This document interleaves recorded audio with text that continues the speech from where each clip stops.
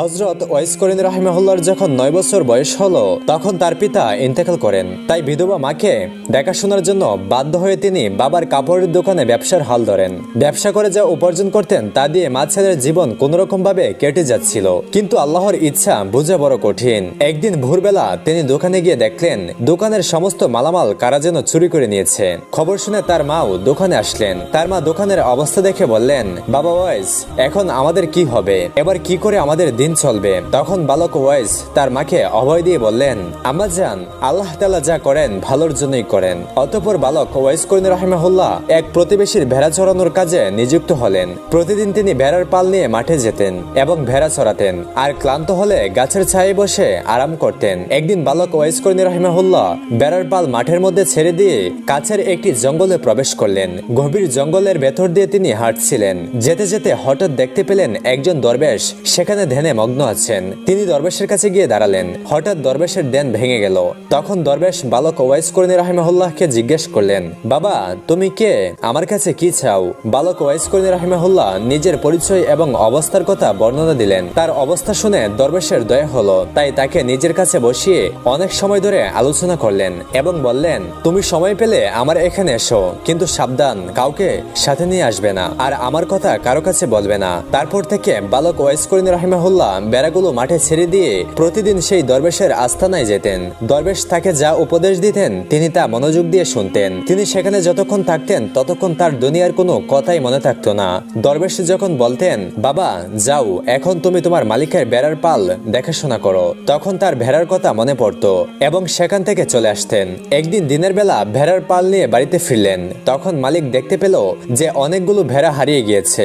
মালিক তাকে জিজ্ঞেস করলেন, হে ওয়াইস, আমার ভেড়াগুলো কমলো কেন? তুমি রাখালের দায়িত্ব থাকা অবস্থায় ভেড়াগুলো কোথায় হারিয়ে গেল? তখন ওয়াইস করিনী রাহিমাহুল্লাহ মালিককে কোনো উত্তর দিতে পারলেন না। ফলে মালিক রেগে গিয়ে তাকে কাজ থেকে বহিষ্কার করে দিলেন। অতঃপর তিনি চাকরি হারিয়ে আবার সেই দরবেশের কাছে চলে গেলেন। সারাদিন দরবেশের কথা শুনতেন আর বিকালবেলা জঙ্গল থেকে কিছু ফলমূল নিয়ে মায়ের কাছে আসতেন। অতঃপর ওয়াইস করিনী রাহিমাহুল্লাহ তরুণ যুবকে পরিণত হলেন। তখন তিনি নিজের বাড়িটা বিক্রি করে মাকে নিয়ে দূর জঙ্গলে চলে গেলেন। সেখানে একটা ছোট্ট ঘর বানিয়ে দুজনে নির্জনে বসবাস করতে শুরু করলেন। বাড়ি বিক্রির টাকা দিয়ে তিনি একটি দুধের উট কিনলেন। ফলে উটের দুধ আর জঙ্গলের ফলমূল খেয়েই তাদের দুজনের দিন কোনোরকম কেটে যেতে লাগলো। তারপর থেকে তিনি আর কখনো লোকালয়ে বের হতেন না। সেখানে তিনি ইবাদত বন্দেগী করতেন আর অন্ধ মায়ের খেদমত করতেন। তিনি যদিও আল্লাহ রাসূলের যুগের মুসলিম ছিলেন, কিন্তু অন্ধ মাকে রেখে কখনো রাসূলের সাথে দেখা করতে যেতে পারেননি। এদিকে একদিন সাহাবীদের সাথে কথা বলার সময় নবী করিম সাল্লাল্লাহু আলাইহি ওয়াসাল্লাম বললেন, আমার উম্মতের মধ্যে এমন একজন লোক আছেন যার সুপারিশে আল্লাহ তাআলা বনি মুজার এবং বনি রবিয়াদের যত বকরি রয়েছে এবং বকরিগুলোর গায়ে যত পশম রয়েছে ঠিক ততগুলো গুনাহগার উম্মতকে ক্ষমা করে আল্লাহ সুবহানাহু ওয়া তাআলা জান্নাত দান করবেন। তখন সাহাবায়ে কেরাম জিজ্ঞেস করলেন, হে আল্লাহর রাসূল, কে সেই ভাগ্যবান উম্মত? রাসূল সাল্লাল্লাহু আলাইহি ওয়াসাল্লাম বললেন, তার নাম হচ্ছে ওয়াইস করনী। তখন সাহাবায়ে কেরাম বললেন, কিন্তু কই, আমরা তো এই নামের কাউকে কোনোদিন আপনার কাছে আসতে দেখিনি, আপনি কি তাকে চেনেন? নবী করিম সাল্লাল্লাহু আলাইহি ওয়াসাল্লাম বললেন, আমি তাকে অবশ্যই চিনি, কিন্তু আজ পর্যন্ত তার সাথে আমার সরাসরি দেখা সাক্ষাৎ হয়নি। এসব শুনে সাহাবায়ে কেরাম তাজ্জব হয়ে গেলেন। তারা তার পরিচয় জানার জন্য এবং তাকে খুঁজে বের করার জন্য অস্থির হয়ে গেলেন। কিন্তু নবী করিম সাল্লাল্লাহু আলাইহি ওয়াসাল্লাম যতদিন জীবিত ছিলেন ততদিন কেউ তার পরিচয় জানতে পারেননি এবং তার সাথে দেখাও করতে পারেননি। একদিন কয়েকজন সওদাগর খাবারের জিনিসপত্র বোঝাই করা নৌকা নিয়ে সাগর পাড়ি দিয়ে মিশর থেকে মদিনায় যাচ্ছিল। ওই নৌকায় ছিঁড়া কাপড় পরা একজন পাগল ছিল। যাত্রীদের মধ্যে কেউ তাকে চিনত না। অতঃপর নৌকা যখন সাগরের মাঝখানে গেল তখন আসমান মেঘাচ্ছন্ন হয়ে গেল। দেখতে দেখতে প্রচন্ড জ্বর শুরু হয়ে গেল। ফলে প্রচন্ড জ্বরের কারণে নৌকা ডুবে যাওয়ার মতো অবস্থা হয়ে যায়। যাত্রীদের সবাই আতঙ্কিত হয়ে আল্লাহ তাআলাকে ডাকতে লাগলো। এমন সময় হঠাৎ পাগলটা নৌকা থেকে পানিতে নেমে গেল। সমস্ত যাত্রীরা অবাক হয়ে গেল, কারণ পাগলটা দিব্যি পানির উপর দাঁড়িয়ে ছিল। তারপর পাগলটি পানির উপর নামাজ পড়া শুরু করলো। নামাজ শেষ হলে সে যাত্রীদের দিকে তাকালো। এই দৃশ্য দেখে যাত্রীরা বুঝে গেল নিশ্চয়ই তিনি আল্লাহওয়ালা বুজুর্গ মানুষ। সবাই তখন চিৎকার করে বলল, হুজুর, আমাদের জন্য আপনি দোয়া করুন। তখন তিনি বললেন, তোমরা তোমাদের মাল এবং দুনিয়ার মায়া ছেড়ে দিয়ে বিসমিল্লাহ বলে নৌকা থেকে নেমে আমার কাছে চলে আসো। যাত্রীরা বলল, হুজুর, আমরা পানির উপর দিয়ে কিভাবে যাব? তখন তিনি রেগে গেলেন এবং বললেন, তোমরা দেরি করো না, তাড়াতাড়ি নৌকা থেকে নেমে আসো। তখন যাত্রীরা মনে মনে ভাবলেন যে এমনিতেও তো মরতে হবে, পানিতে নামলেও তো মরতেই হবে, তার চেয়ে ভালো তার কথা মেনেই দেখি কি হয়। এই ভেবে তারা সবাই নৌকা থেকে পানিতে নেমে পড়লো। কিন্তু আশ্চর্যের বিষয়, তাদের মনে হচ্ছিল তারা যেন মাটির উপর দাঁড়িয়ে আছে, তারা কেউই তলিয়ে যাচ্ছিল না। ফলে তারা হেঁটে হেঁটে পানির উপর দিয়ে তার কাছে গিয়ে দাঁড়ালো। সঙ্গে সঙ্গে নৌকাটি মালসহ সাগরের তলায় তলিয়ে গেল। তখন বুজুর্গ সবাইকে উদ্দেশ্য করে বললেন, তোমরা সবাই টাকা পয়সা এবং মালামালের আশা ছেড়ে দিয়েছো বলেই তোমাদের জান, তোমাদের জীবন বেঁচে গেল। যদি লোভ সামলাতে না পেরে নৌকায় থাকতে, তাহলে তোমরা পানিতে ডুবে মারা যেতে। অতঃপর তারা পানির উপর দিয়ে হেঁটে হেঁটে সমুদ্রের কিনারায় গিয়ে উঠলেন। তখন সমস্ত যাত্রীরা সেই বুজুর্গকে বললেন, হুজুর, দয়া করে যদি আপনি আপনার পরিচয়টা দিতেন তাহলে আমরা খুশি হতাম। তখন তিনি বললেন, আমার নাম ওয়েস করনি, ইয়েমেন প্রদেশ নামক গ্রামের বাসিন্দা আমি। তখন যাত্রীরা বলল, হুজুর, মদিনায় দুর্ভিক্ষ দেখা দিয়েছে। খবর পেয়ে গরিবদের জন্য খাদ্যশস্য নিয়ে মিশর থেকে সেখানে যাচ্ছিলাম, কিন্তু নৌকা সহ সব জিনিসপত্র ডুবে গেল। আমরা এখন মদিনায় গিয়ে গরিবদেরকে কি দিব? তখন ওয়াইস করনি রহিমাহুল্লাহ বললেন, নৌকার মালপত্র এবং খাবার দাবার জিনিসগুলি যদি তোমরা ফিরে পাও, তাহলে কি সত্যিই তোমরা মদিনায় গিয়ে সেগুলো গরিবদেরকে দিবে? তখন তারা বলল, জি হুজুর, গরিবদেরকে সাহায্য করার জন্যই আমরা মিশর থেকে আসলাম। তখন ওয়াইস করনি রহিমাহুল্লাহ 2 রাকাত নামাজ পড়ে মোনাজাত করলেন, আল্লাহ তাআলার কাছে কি যেন বললেন। অতঃপর তাদেরকে বললেন, ওই যে দেখো, তোমাদের নৌকা খাদ্যশস্য সহ সমুদ্রের তীরে বেশি রয়েছে, তোমরা যাও, নৌকা নিয়ে জলদি মদিনায় চলে যাও। তারা অবাক হয়ে তাকিয়ে দেখলো সত্যি সত্যি মালভর্তি নৌকাটি সমুদ্রের তীরে বেশি রয়েছে।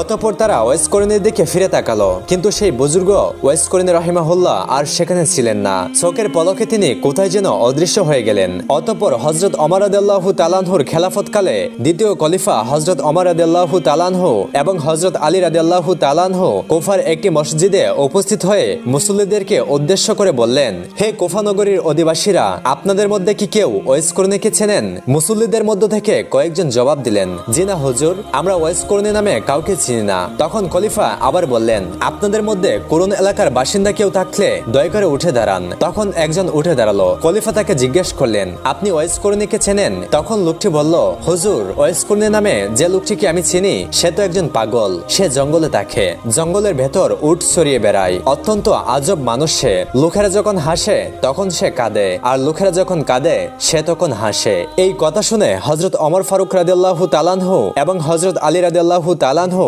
লোকটাকে সঙ্গে নিয়ে তাকে তালাশ করার জন্য বের হলেন। বহু খোঁজাখুঁজির পর তারা দেখতে পেলেন একজন লোক একটা গাছের নিচে নামাজ পড়ছেন, পাগলের মতো তার চেহারা। হযরত ওমর রাদিয়াল্লাহু তাআলা আনহু এবং হযরত আলী রাদিয়াল্লাহু তাআলা আনহু সেই গাছের কাছে গিয়ে চুপচাপ দাঁড়িয়ে রইলেন। অতঃপর হযরত ওয়াইস করনি রাহিমাহুল্লাহ নামাজ শেষ করে দুজনের দিকে ফিরে তাকালেন। হযরত আলী রাদিয়াল্লাহু তাআলা আনহু এবং হযরত ওমর রাদিয়াল্লাহু তাআলা আনহু প্রথমে ওয়াইস করনিকে সালাম দিলেন, তিনিও তাদের সালামের জবাব দিলেন। অতঃপর হযরত ওমর রাদিয়াল্লাহু তাআলা আনহু তাকে জিজ্ঞেস করলেন, আপনি কে?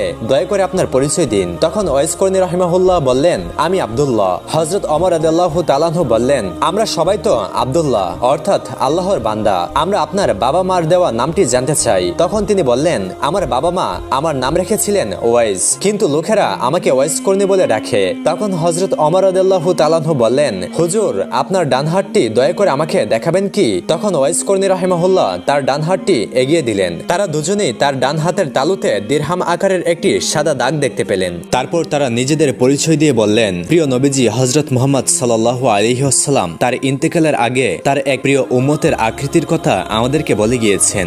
আমরা আপনার আকৃতি প্রকৃতি এবং হাতের তালুতে থাকা নিদর্শন দেখে বুঝতে পারলাম নবী করিম সাল্লাল্লাহু আলাইহি ওয়াসাল্লাম তার ইন্তেকালের পূর্বে যে বুজুর্গের কথা বলে গিয়েছিলেন আপনি সেই ব্যক্তি, আপনি সেই ওয়াইস আল করনি। হে প্রিয় হযরত মুহাম্মদ সাল্লাল্লাহু আলাইহি ওয়াসাল্লাম স্বয়ং আপনাকে সালাম জানিয়েছেন এবং তার পবিত্র দেহের জুব্বা মুবারক আপনাকে দেওয়ার জন্য আদেশ করে গিয়েছেন, আর বলে গেছেন আপনি যেন তার উম্মতের জন্য দোয়া করেন। তখন ওয়াইস করনি রাহিমাহুল্লাহ বললেন, দোয়া করার জন্য তো আপনারাই সবথেকে উপযুক্ত ব্যক্তি, কারণ আপনারা আল্লাহ তাআলা এবং তার রাসূলের প্রিয় পাত্র।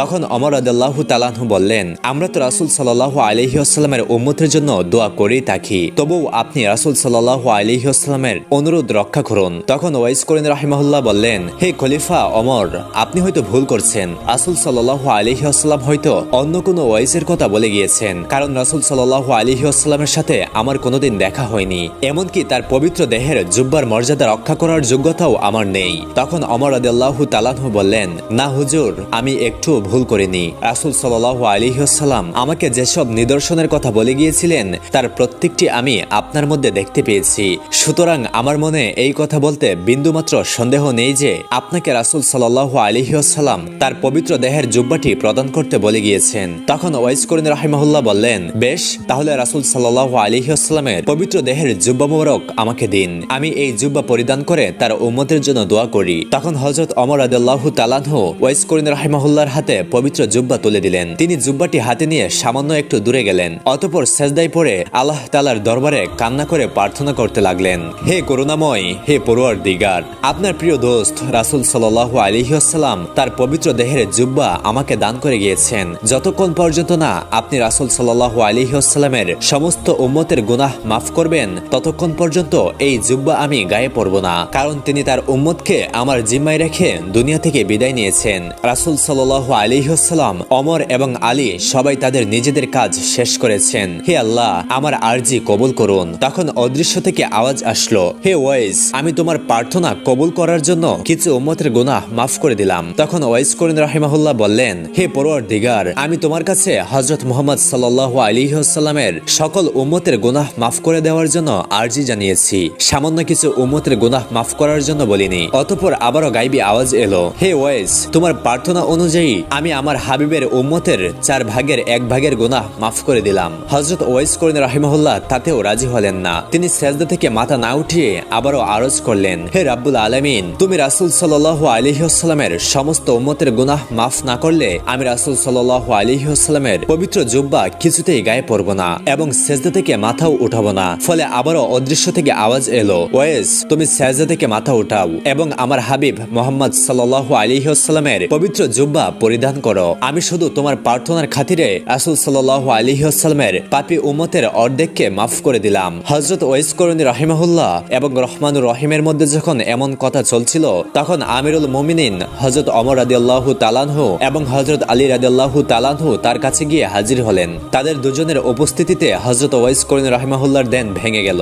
আশেক এবং মাশুকের গোপন সূত্র ছিন্ন হওয়ায় তিনি সেজদা থেকে মাথা উঠিয়ে অত্যন্ত দুঃখের সাথে বললেন, কেন আপনারা এই সময় আমার সামনে এলেন? আপনারা যদি আর কিছুক্ষণ সময় অপেক্ষা করতেন তাহলে আমি হুজুর সাল্লাল্লাহু আলাইহি ওয়াসাল্লামের সমস্ত উম্মতকে মাফ না করা পর্যন্ত সেজদা থেকে মাথা উঠাতাম না। আপনারা আমার সামনে এসে সবকিছু নষ্ট করে দিলেন। তারপর ওয়াইস করিনী রাহিমাহুল্লাহ রাসূল সাল্লাল্লাহু আলাইহি ওয়াসাল্লামের পবিত্র জুব্বা পরিধান করলেন। অতঃপর আবারও আল্লাহ তাআলার দরবারে প্রার্থনা জানালেন, হে পরওয়ারদিগার, হে পরম দয়াময় আল্লাহ, তুমি তোমার পেয়ারা হাবিবের এই পবিত্র জুব্বার বরকতে বনি রবিয়া এবং বনি মুজার গোত্রের মেষপালের পশমের সমান সংখ্যক উম্মতে মুহাম্মাদের গুনাহ মাফ করে দাও। মুনাজাতের পর তিনি হযরত ওমর রাদিয়াল্লাহু তাআলা আনহু এবং হযরত আলী রাদিয়াল্লাহু তাআলা আনহুর দিকে তাকিয়ে বললেন, মেহেরবানি করে মহান আল্লাহ তাআলা বনি রবিয়া এবং বনি মুজার গোত্রের মেষপালের সমস্ত মেষের পশমের সমান সংখ্যক উম্মতে মুহাম্মাদের গুনাহ মাফ করে দিতে রাজি হয়েছেন। অতঃপর হযরত আলী রাদিয়াল্লাহু তাআলা আনহু ওয়াইস করিনী রাহিমাহুল্লাহকে বললেন, হুজুর,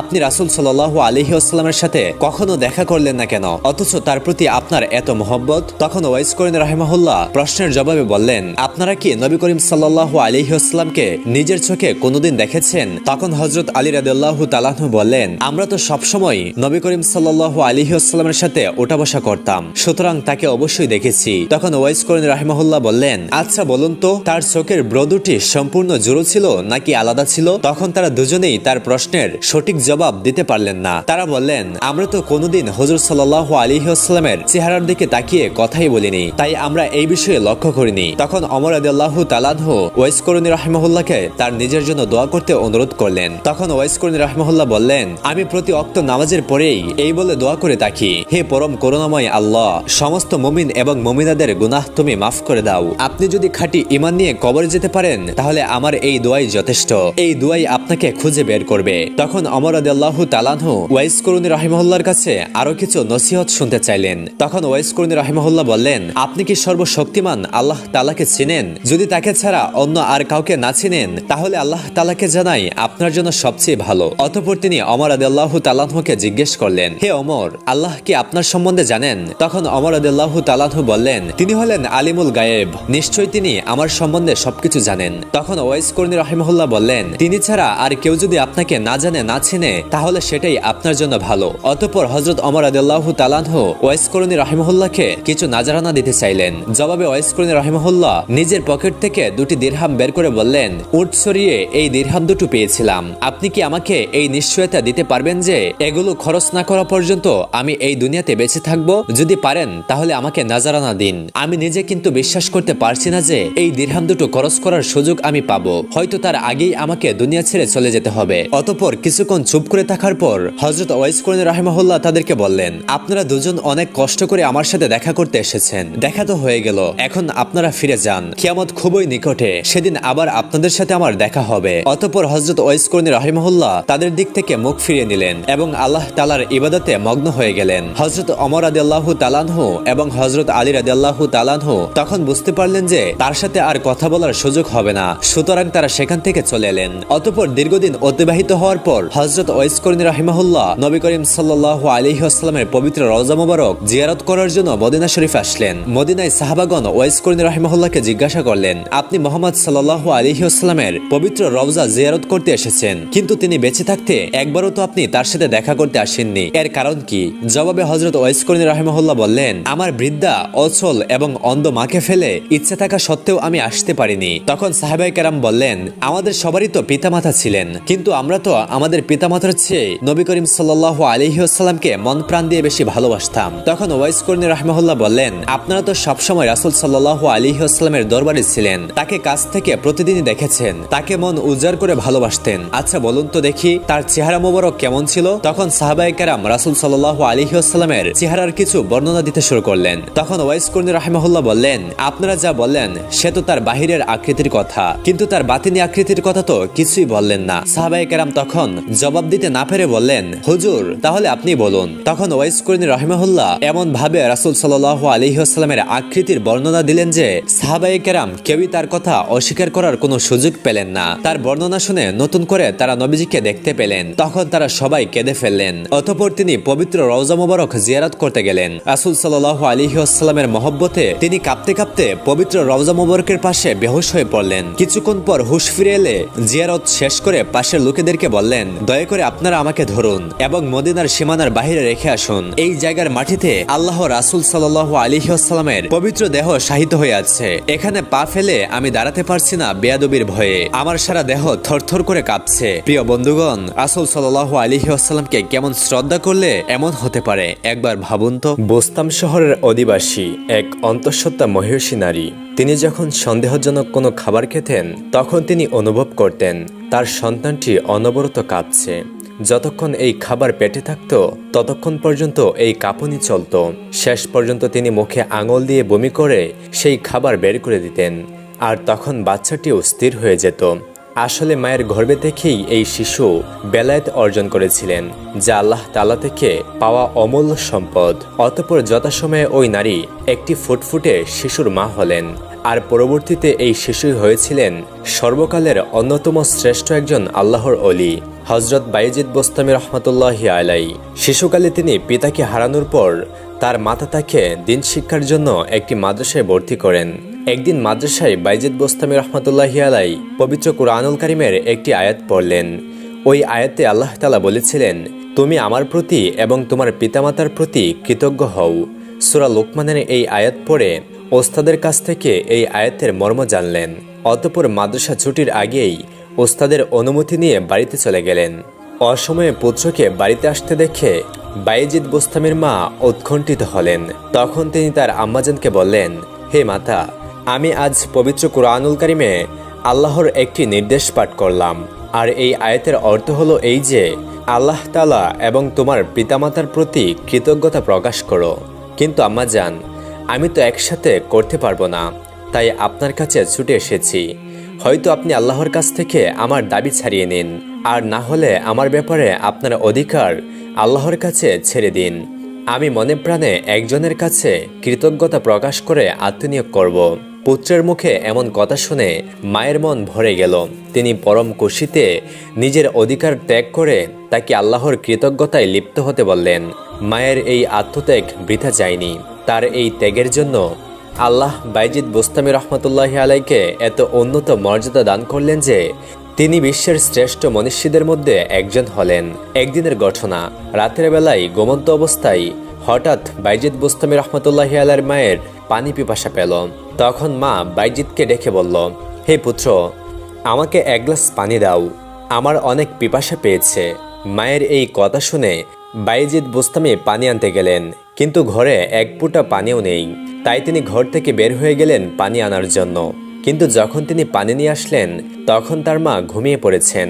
তখন তিনি ভাবলেন মাকে ঘুম থেকে জাগানো ঠিক হবে না, আবার তারও ঘুমাতে যাওয়া ঠিক হবে না, কারণ যে কোনো সময় মা পানি চাইতে পারেন। এইসব চিন্তা করে তিনি পানি নিয়ে মায়ের পাশে সারা রাত দাঁড়িয়ে রইলেন। শীতের কনকনে রাত, হিমেল বাতাস আর ঠান্ডা, তার হাত পা অবশ হয়ে যাওয়ার উপক্রম হলো আর দুচোখ বেয়ে নামছে প্রচন্ড ঘুম। কিন্তু এসব কিছু বাদ দিয়ে মায়ের যদি ঘুম ভেঙে যায়, এই চিন্তায় তিনি গ্লাস হাতে নিয়ে দাঁড়িয়ে রইলেন। অতঃপর রাত শেষে ভোর হলো। মা তার চোখ খুলতেই পাশে দাঁড়িয়ে থাকা পুত্রকে দেখতে পেলেন। তখন তিনি বললেন, হে বৎস, সারা রাত ধরে তুমি এত কষ্ট কেন করলে? পানির গ্লাস এখানে রেখে চলে গেলেই তো হতো। মায়ের কথা শুনে বাইজিদ বুস্তামি রহমতুল্লাহি আলাইহি বললেন, হে আম্মাজান, আপনার পিপাসার কথা মনে রেখে আমি আর ঘুমাতে যেতে পারিনি, সারা রাত ধরে দাঁড়িয়ে আছি। পুত্রের এমন কাজ দেখে মায়ের চোখে পানি চলে আসলো।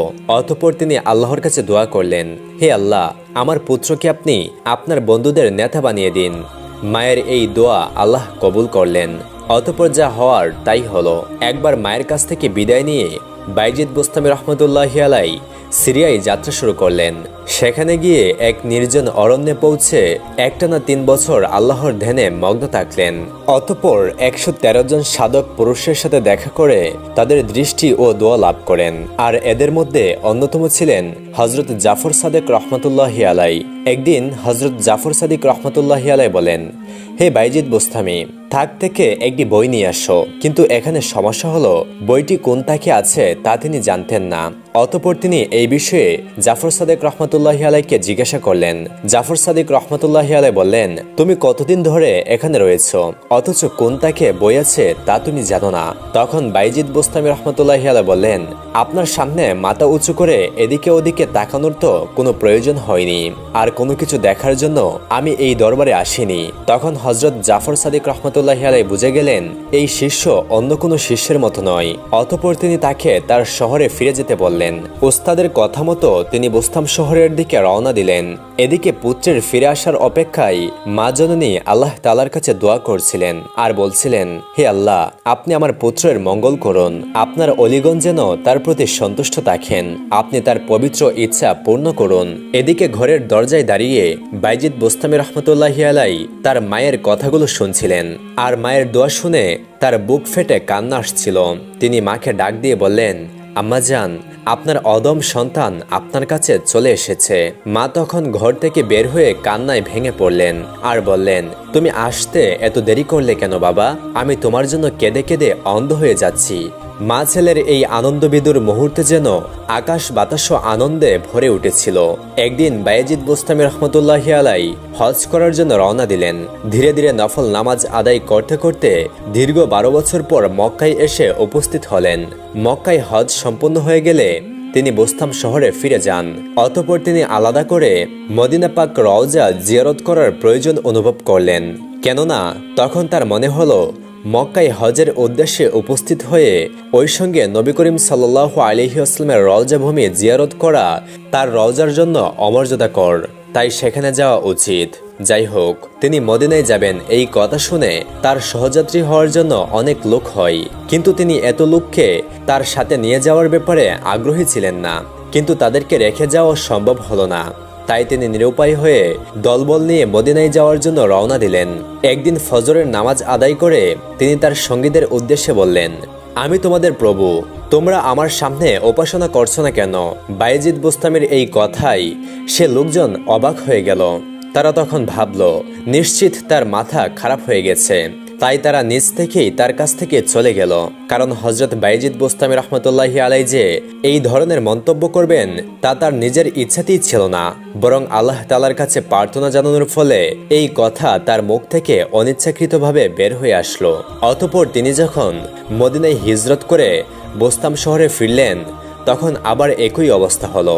হঠাৎ বাইজিদ বুস্তামি রহমতুল্লাহি আলাইহির কাছে অনেক লোক এসে ভিড় করলো আর এতে তিনি অস্বস্তি বোধ করলেন। তিনি আশঙ্কা করতেন হয়তো এই কারণে তার অহংকার হতে পারে, অথবা আল্লাহর কাছ থেকে তিনি বিচ্ছিন্ন হয়ে যেতে পারেন।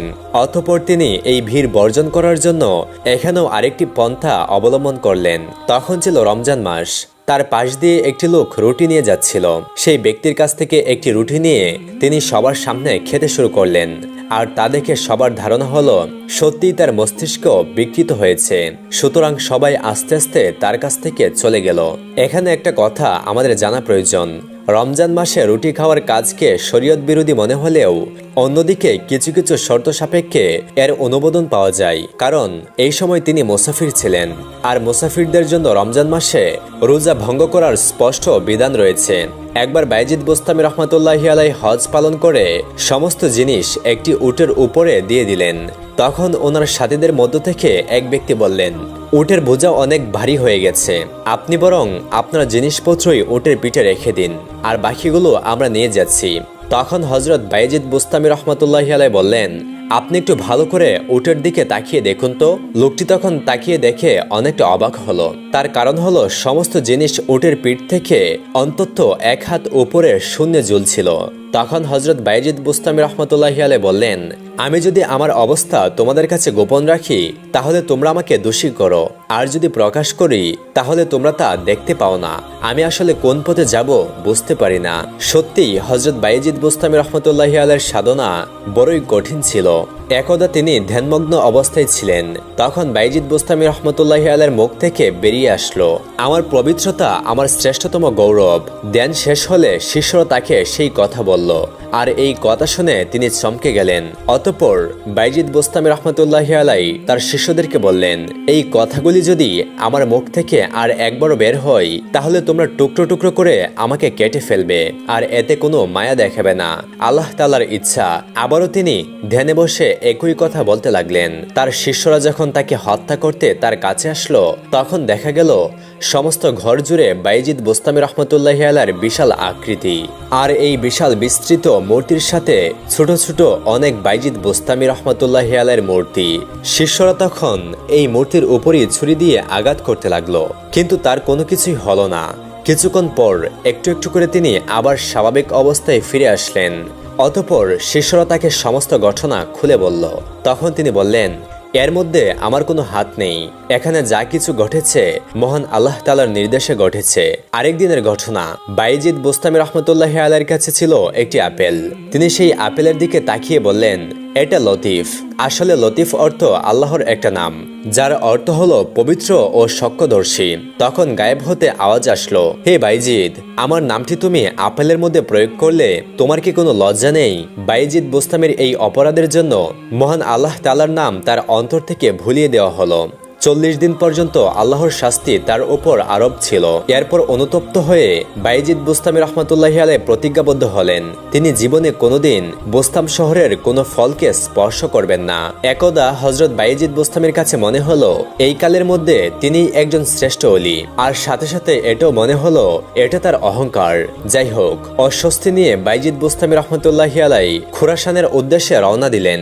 অতঃপর তিনি একটি জায়গায় গিয়ে আল্লাহর কাছে বললেন, হে আল্লাহ, যতক্ষণ না আমার এই দ্বন্দ্ব দূর হবে ততক্ষণ পর্যন্ত আমি এখান থেকে যাব না।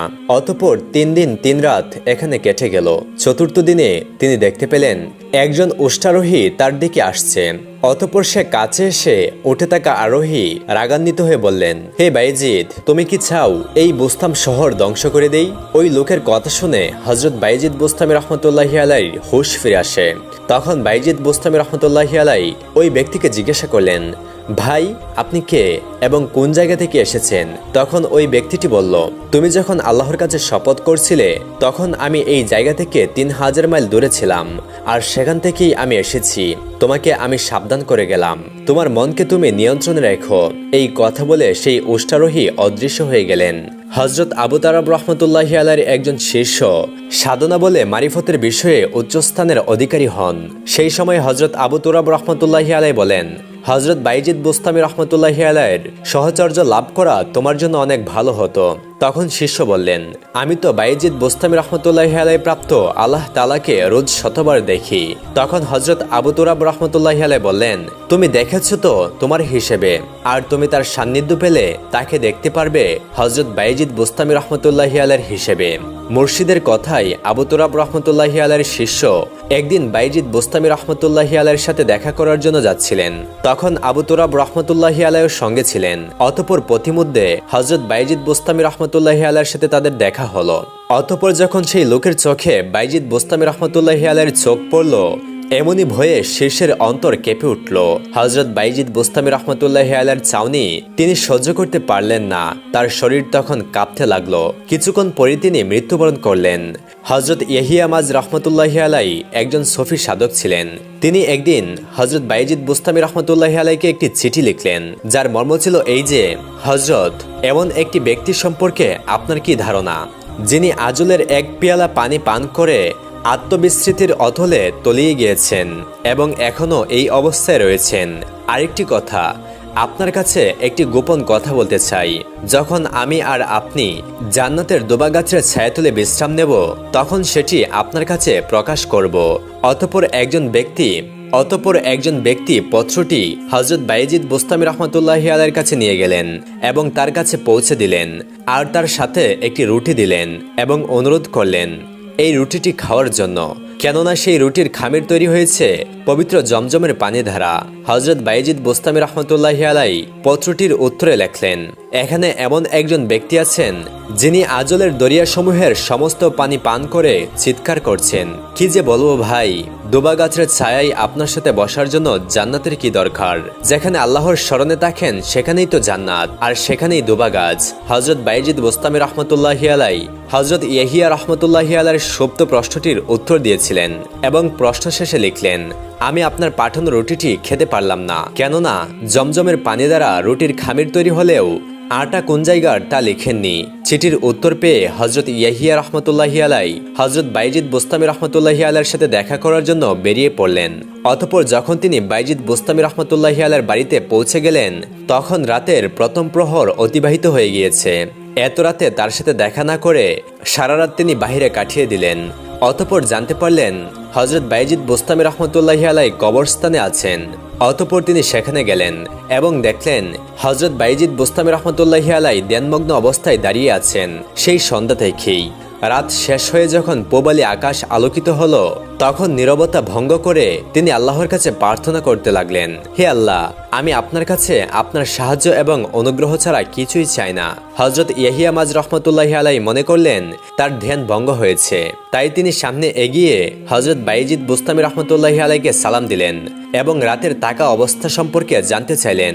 সেই সময় বাইজিদ বোস্তামি রহমতুল্লাহি আলাইহি বললেন, আল্লাহ তাআলা আজ রাতে আমাকে 20টি মাকাম চিনিয়ে দিলেন, কিন্তু আমি বললাম, হে আল্লাহ, আমার এসবের কোনো প্রয়োজন নেই, কেননা সেগুলো শুধু পর্দা বা আবরণ বিশেষ।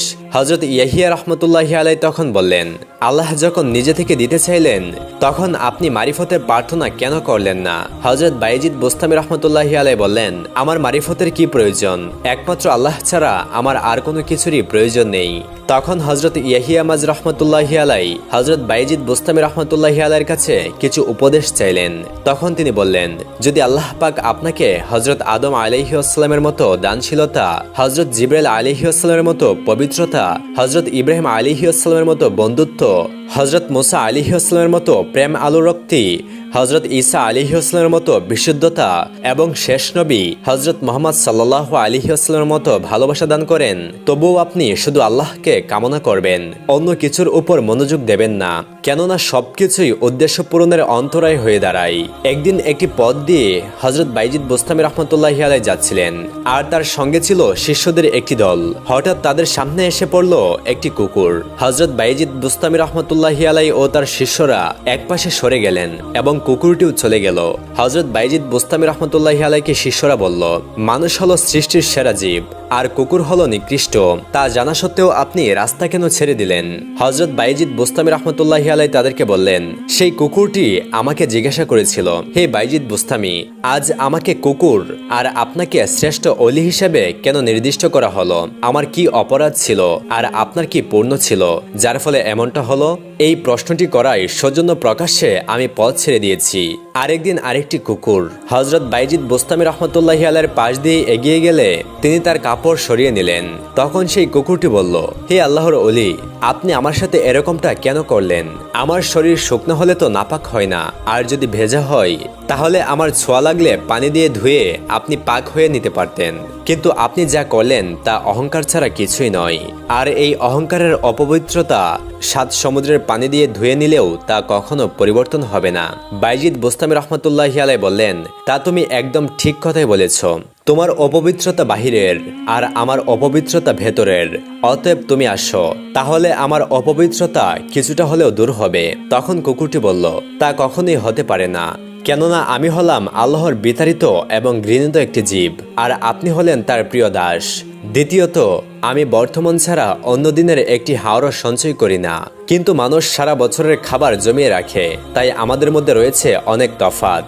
হযরত বাইজিদ বুস্তামি রাহমাতুল্লাহি আলাইহি তখন বললেন, হাই কি আফসোস, আমি কুকুরের সংস্পর্শে থাকারও উপযুক্ত নই, তাহলে আল্লাহর নৈকট্য লাভের উপযুক্ত কিভাবে হতে পারি? সকল প্রশংসা আল্লাহ তাআলার, যার সৃষ্টি একটি নিকৃষ্ট জীব থেকে মানুষের শিক্ষা নেওয়া দরকার।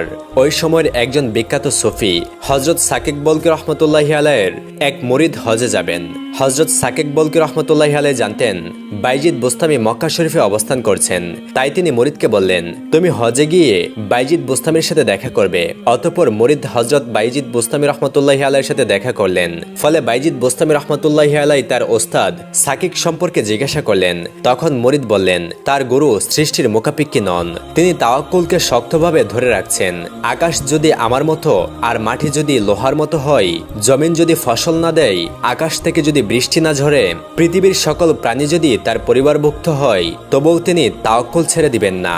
মুরিদের কথা শুনে হযরত বাইজিদ বুস্তামি রাহমাতুল্লাহি আলাইহি বললেন, এই যে একেবারে কুফরি ও শিরিকের কাজ।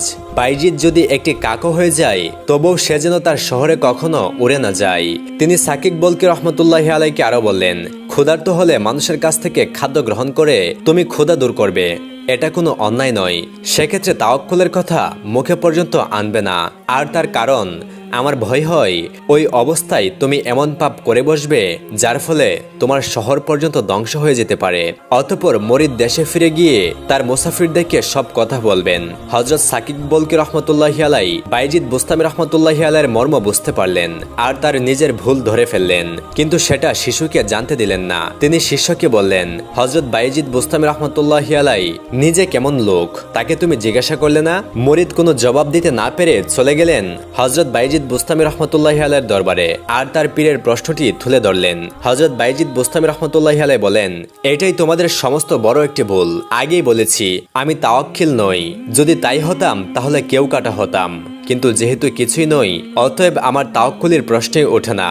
হযরত সাকিক বলকি রাহমাতুল্লাহি আলাইহির মুরিদ হযরত বাইজিদ বুস্তামি রাহমাতুল্লাহি আলাইহির কাছে এই কথার ঘোর রহস্য উপলব্ধি করতে না পেরে আবার ফিরে এলেন হযরত সাকিক বলকি রাহমাতুল্লাহি আলাইহির কাছে। এসে দেখলেন তিনি মুমূর্ষ অবস্থায়, তার মৃত্যু আসন্ন। দেরি না করে তিনি বাইজিদ বুস্তামি রাহমাতুল্লাহি আলাইহির কথাগুলো পীরের কাছে বললেন। হযরত সাকিক বলকি রাহমাতুল্লাহি আলাইহি অন্তিম মুহূর্তে তার ভুল বুঝতে পারলেন আর তওবা করলেন। কিছুক্ষণ পরে তিনি শেষ নিঃশ্বাস ত্যাগ করলেন। একবার বোস্তামে অনাবৃষ্টি ও দুর্ভিক্ষ দেখা দিল। শহরবাসী আল্লাহর দরবারে বৃষ্টির জন্য ইস্তেগফার নামাজ আদায় করলো, কিন্তু কিছুই হলো না। এক ফোঁটা বৃষ্টিও আকাশ থেকে ঝরলো না। হযরত বাইজিদ বুস্তামি রাহমাতুল্লাহি আলাইহি তখন শহরের বাইরে ছিলেন। হঠাৎ তিনি ফিরে এলেন। শহরের লোকেরা তাকে ধরলেন। তিনি যেন বৃষ্টির জন্য আল্লাহর কাছে দোয়া করেন। হযরত বাইজিদ বুস্তামি রাহমাতুল্লাহি আলাইহি বসে বসে আল্লাহর কাছে কি যেন বললেন। অতঃপর জনগণকে বললেন, তোমরা যাও, বাড়ি ফিরে গিয়ে পানি নিকাশ নালাগুলি পরিষ্কার করো। তারা বাড়ি পৌঁছাবার আগেই সারা আকাশ চেয়ে গেল ঘন কালো মেঘ, মুষলধারী শুরু হয়ে গেল বৃষ্টি, আর তার স্থায়ী হলো দীর্ঘক্ষণ। হযরত বাইজিদ বুস্তামি রাহমাতুল্লাহি আলাইহির মুর্শিদ ছিলেন একজন বৃদ্ধ মহিলা। একবার এক বনের পাশে তার সঙ্গে বাইজিদ বুস্তামি রাহমাতুল্লাহি আলাইহির দেখা হয়। একজন বৃদ্ধার মাথায় আটার বস্তা নিয়ে তিনি পথ চলছিলেন খুব কষ্ট করে। হযরত বাইজিদ বুস্তামি রাহমাতুল্লাহি আলাইহিকে দেখে তাকে সেটি তার বাড়িতে পৌঁছে দিতে বললেন।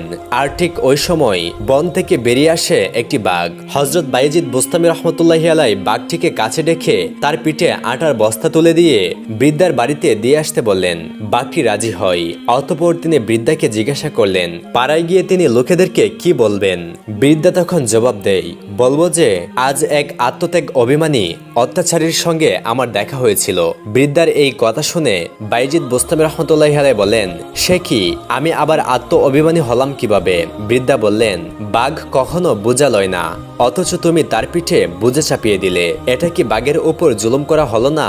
আর তোমার মনের ইচ্ছা এই, তোমার অলৌকিক শক্তির কথা আমাদের পাড়ায় প্রচারিত হোক, সবাই তোমার প্রশংসা করুক। এটা কি আত্ম অভিমানী নয়? হযরত বাইজিদ বুস্তামি রাহমাতুল্লাহি আলাইহি তার কথা উল্লেখ করে বলতেন, ওই বৃদ্ধাকে আমি আমার শ্রেষ্ঠ মুর্শিদ হিসেবে গণ্য করেছি। হযরত বাইজিদ বুস্তামি রাহমাতুল্লাহি আলাইহি দীর্ঘজীবী ছিলেন। আজীবন মারিফতের গভীর গহীন পথে দৃঢ় সাধনায় লিপ্ত ছিলেন। অবশেষে একদিন প্রিয় মাসুকের সঙ্গে মিলিত হবার জন্য উন্মুখ হয়ে পড়েন। আর মাসুকও তার পরম প্রিয়জনকে নিজের কাছে নেবার জন্য ডাক পাঠালেন। আর সেই ডাকে সাড়া দিয়ে তিনিও তার অগণিত শুভানুধ্যায়ীদের পেছনে ফেলে রেখে 134 হিজরি সনে মাটির পৃথিবী ছেড়ে লাব্বাইক বলে তার কাছে চলে গেলেন। ইন্না লিল্লাহি ওয়া ইন্না ইলাইহি রাজিউন। শোনা যায় মৃত্যু আসন্ন হলে আল্লাহু আকবার বলে তিনি জিগিরে মগ্ন ছিলেন। একেবারে চরম মুহূর্তে উচ্চারিত হয় এই অন্তর্বাণী, হে আল্লাহ, আজীবন আমি আপনাকে স্মরণ করে এসেছি উদাসীন ভাবে, আর এখন এই শেষ মুহূর্তেও আমি আপনার স্মরণে উদাসীন রয়েছি। আমি চরম কৃতজ্ঞ। আমি জানি না আপনার সাথে মিলিত হবার যোগ্য বলে আমি বিবেচিত হব কিনা। তিনি যখন এই শেষ প্রার্থনা উচ্চারণ করেছিলেন তখন তার পবিত্র আত্মা ধীরে ধীরে তার পার্থিব দেহ থেকে বিদায় নিচ্ছিল। আল্লাহু আকবার।